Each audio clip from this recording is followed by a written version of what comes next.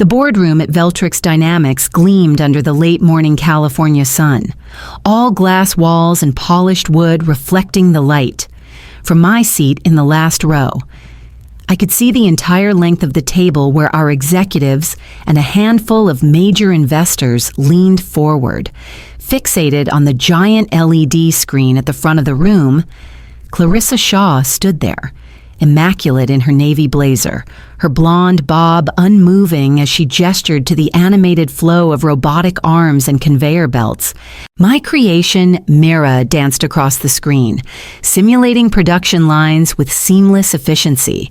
Our manufacturing-enhanced recursive algorithm, she said with the practiced confidence of a performer, will revolutionize how our clients respond to disruptions. Efficiency gains of 30% or more are projected across the first year alone. I knew every line of that script. I wrote the algorithms that powered those projections, trained the models on sleepless nights, and debugged the stubborn edge cases that could cripple the system. Yet, in Clarissa's voice, my work became her stage. My phone vibrated against my lap. I glanced down discreetly. Is this really your work? We should talk after this. The number was unfamiliar, but the name in the corner, Janet Frey. CTO made my pulse flicker for half a second. Then I felt the smile tug at the corner of my mouth. Someone on the inside saw through the performance. On the screen, Clarissa advanced to the slide I had designed 6 months ago, full of process flow diagrams and bold efficiency targets. Investors nodded. Marcus Velton, our CEO, tapped his pen thoughtfully on the table. Clarissa thrived on that attention, her voice ringing with a certainty she hadn't earned. I settled into the chair, arms crossed lightly, letting the faint smile linger. I didn't need to interrupt. I didn't need to speak. In 15 minutes, the live demonstration would begin. I had watched Clarissa prepare for it all week, brushing off the testing scenarios I'd quietly flagged months ago. There was no malice in my inaction, just inevitability. She built her castle on a hollow foundation, brick by brick, and today she would walk across it for everyone to see. I drew a slow breath, eyes flicking to the digital clock on the wall. 15 minutes. That was all it would take for everything Clarissa thought she owned to start unraveling. 6 months earlier, the Veltrix Tech Lab hummed with the steady rhythm of servers and cooling fans.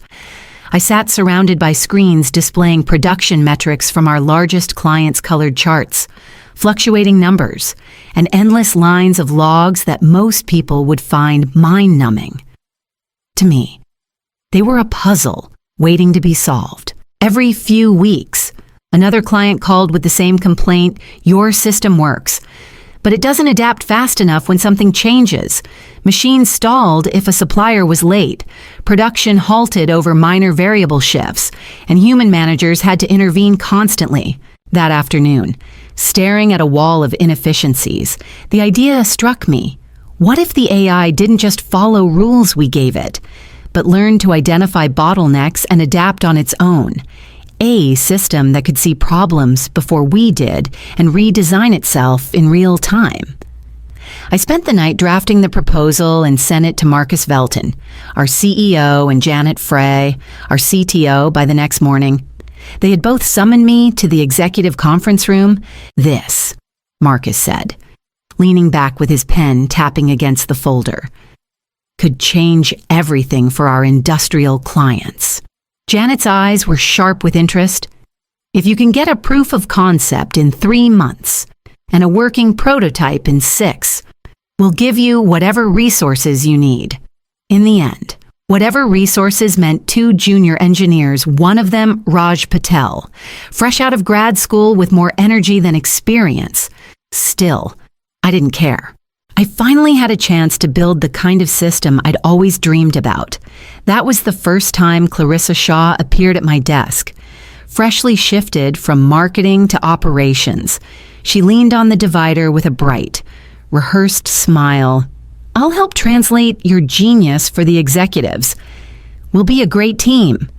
I nodded, distracted by my sketches and code notes, barely noticing the way her eyes lit up when Marcus mentioned the phrase high visibility project.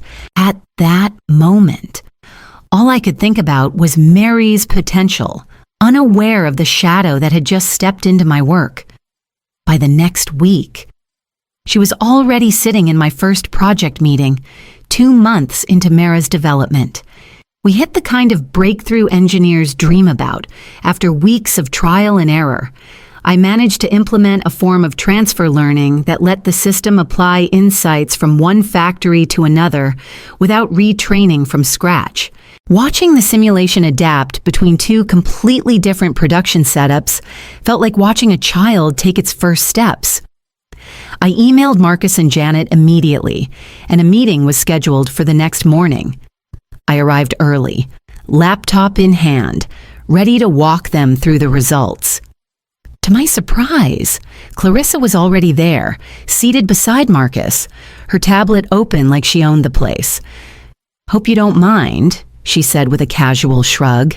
"I just wanted to stay up to date on our project." I forced a polite smile and began my presentation. But before I could get to the key point, Clarissa jumped in. "We've developed a way for Mara to adapt across different factory types," she said, gesturing to my slides as if she had built them herself. "This cross-environment learning is going to be huge for scalability." I paused, stunned. While Marcus and Janet nodded approvingly, I finished the demo, but the words caught in my throat every time she said "we" that afternoon. A company-wide email hit my inbox. Clarissa Shaw leads Veltrix's groundbreaking self-learning AI project. The accompanying newsletter article had a photo of Clarissa in the lab, leaning over a monitor I had set up.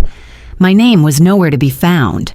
Confusion burned into hurt, and hurt hardened into cold realization. This wasn't an accident. Clarissa wasn't just helping. She was laying claim to everything I had built. That night, I opened my laptop and started quietly saving every commit log, email, and design document to a secure folder. I began a meticulous record of my work dates, times, and contributions that couldn't be erased. It hit me that in this place, perception mattered more than reality, and right now, I was losing. By the next week, Clarissa had invited herself into every meeting, and my gut told me this was only the beginning. By the 3rd month of Mara's development, it felt as if I was slowly disappearing from my own project. Invitations to meetings that I had once led stopped arriving in my inbox. When I checked the shared project calendar, I saw strategy sessions and executive briefings marked internal, organized by Clarissa. Even the emails about Mira changed. I used to be listed as the primary contact. Now, every update started with "from Clarissa Shaw," while my name sat quietly in the CC line, as if I were an observer instead of the engineer who had built the system from the ground up. The final insult came one late night in my San Jose apartment. I was curled up on my couch with my laptop, the glow of the city spilling in through the window.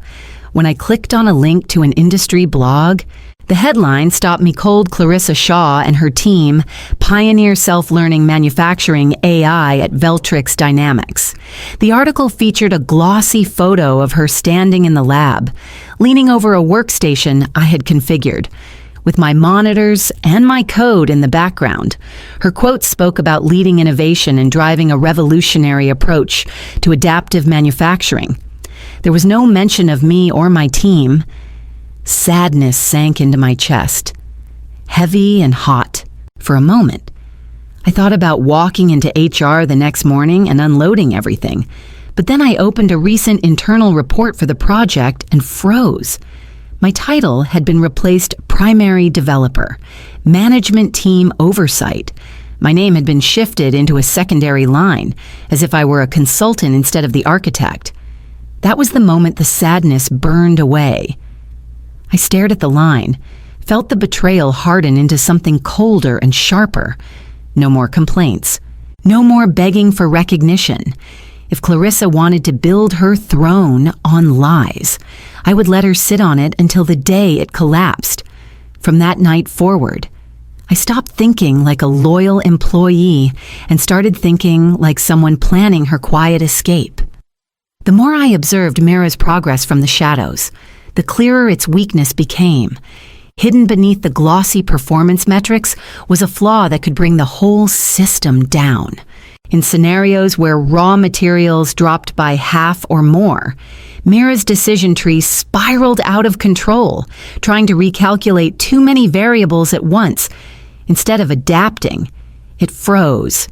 Clarissa never noticed. She was too busy rehearsing her board presentations and giving interviews, polishing her narrative of leadership. She didn't ask for stress tests. She didn't want real engineering. She wanted applause. One evening, as I documented the flaw in my private logs, a new email pinged my inbox from an unrecognizable address. "Stay quiet, or your career is over." I stared at the screen, heart thudding. It didn't take a genius to guess who sent it, or at least who wanted me to believe it came from them. I closed my laptop slowly, fear curling in my stomach. But the fear didn't last. By the time I turned off the light, it had hardened into resolve. The next morning, I filed paperwork for Iron Willow Systems LLC. I found a small office across downtown San Jose with peeling white paint and one window overlooking a parking lot. It didn't matter. It was mine. Every night and weekend, I built Mira 2.0 from scratch. No Veltrix servers, no company resources, a system that fixed the flaw, scaled faster, and adapted beyond manufacturing into any process I chose. I recorded everything screen captures, notarized notebooks, video logs of my coding sessions. If Veltrix ever tried to claim my work, the proof of independence would be irrefutable.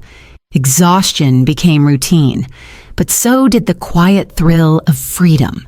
For the first time in months, I wasn't just defending myself, I was creating something untouchable. By the time Clarissa scheduled her grand boardroom demo, my version of Mira was alive, learning and waiting. The boardroom buzzed with quiet anticipation as Clarissa launched the high-stakes demo. Sunlight poured through the panoramic windows, washing the polished wood table in gold, while the massive LED screen displayed Mira's simulated production floor. Robotic arms moved in synchronized precision, conveyor belts shifted, and data streams pulsed across the screen in crisp graphics. "At Veltrix Dynamics," Clarissa said, voice smooth and confident, "we've created an AI that adapts to any manufacturing disruption, ensuring efficiency no human team could achieve." Cameras clicked as an investor leaned forward to take a photo. The simulation responded perfectly at first, adjusting conveyor speeds and reallocating tasks. My heart remained calm. I had already tested this sequence 100 times across the table. Marcus Velton's eyes flicked to me in the back row. His expression was unreadable, but the slight lift of one brow made my pulse slow even further. He suspected something. Maybe not everything, but enough to watch me instead of the screen. Clarissa continued her narration, her tone climbing with each impressive adjustment Mira performed. Then in the top right corner of the interface, a faint red warning appeared. I saw it instantly. Clarissa didn't. The warning blinked, then disappeared, replaced by a second error message half a minute later. The system was beginning to strain. I leaned back, folding my hands in my lap. My heartbeat was steady, almost slow, as the tension in the room remained invisible to everyone but me. On screen, a third alert joined the others, this one flashing before fading into the background log. Clarissa carried on, gesturing toward a bar graph climbing with projected efficiency gains. I could feel the shift in the air, subtle but certain. The system was approaching the point where reality would pierce through her story, and no polished narrative could cover the crack when it finally split wide open. I exhaled quietly and watched the countdown begin in my head, knowing the performance had only minutes left before the truth made its entrance. The first loud alarm shattered the boardroom's calm like a dropped glass. On the screen, the neat visualization of Mira's simulated factory shuddered, then froze. A half-dozen red warnings exploded across the interface, filling every corner with urgent error codes. Clarissa froze for half a beat, her polished presentation script colliding with the chaos in front of her. "This is just a minor glitch," she stammered, forcing a tight smile. Her fingers flew across the control console, trying to reset the scenario. Nothing happened. The frozen image of robotic arms and conveyor belts was punctuated by an insistent beeping that echoed off the wood-paneled walls. A murmur rippled through the room. Investors leaned toward one another, whispering, and one of the board members shook his head. A second later, the entire interface crashed to black, replaced by the company logo and a single blinking error prompt. The silence was heavier than the alarm had been. Marcus Velton's chair scraped back as he rose, his voice steady but sharp. "Call Elena, now." Clarissa's face lost all its color as her gaze swept the room, landing on me in the back row. For the first time in months, her voice had no authority, only desperation. "Please, can you fix this?" I stood slowly, letting the weight of the room settle on my shoulders, and met her eyes. My voice was calm, almost soft, but carried to every corner of the boardroom. "You're the project lead," I said evenly. "I'm sure your team can handle it." Dozens of eyes followed me as I picked up my bag and walked down the aisle. I didn't hurry, didn't look back, didn't acknowledge the soft chaos blooming behind me. Clarissa muttering excuses. Marcus calling for IT. Investors shaking their heads. By the time the elevator doors slid closed, cutting off the muffled voices above, I felt something I hadn't felt in months, a clean, unburdened freedom. I stepped into the bright San Jose afternoon, the hum of the city replacing the boardroom's tension, already thinking of the office across town where my real work and my real future waited for me. The next afternoon, I stepped into the sleek glass offices of Renrix Technologies in Palo Alto. The lobby gleamed with polished stone and soft lighting, a quiet hum of servers somewhere beyond the walls. A receptionist led me to a conference room where a wall of screens faced a long table of brushed steel and glass. Daniel Chen, Renrix's CTO, rose to greet me. He was younger than I expected, wearing a casual gray blazer and a sharp, curious expression. "Elena Marescal," he said, shaking my hand firmly. "I've heard whispers about your work. Let's see what you've built." I powered up my laptop and connected to the displays. Mira 2.0's interface bloomed across the screens, crisp and fluid. Unlike the Veltrix version, this one carried a quiet confidence it was mine from the ground up. No shortcuts, no compromises. I began the demo with a standard scenario, then moved into the extremes, sudden 50% raw material cuts, multiple production line failures, simultaneous changes in demand, on screen. The system adapted without hesitation, reconfiguring resource allocation and maintaining output. Every warning that would have crippled Veltrix's Mira was anticipated, solved, or bypassed entirely. Daniel leaned forward, eyes locked on the screen. "This isn't just technology," he said slowly. "It's a revolution." A warmth spread through me, vindication, empowerment, and the sharp relief of being truly seen. For months, I'd been a ghost in my own achievements.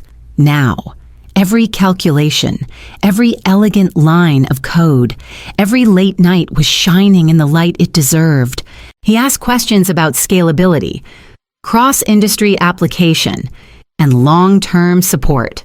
I answered confidently, showing how Mira 2.0 could adapt to healthcare logistics, energy distribution, even urban traffic flow. The possibilities spread across the screens like a living map of the future. By the end of the hour, Daniel leaned back, smiling. I think we're looking at the start of something extraordinary.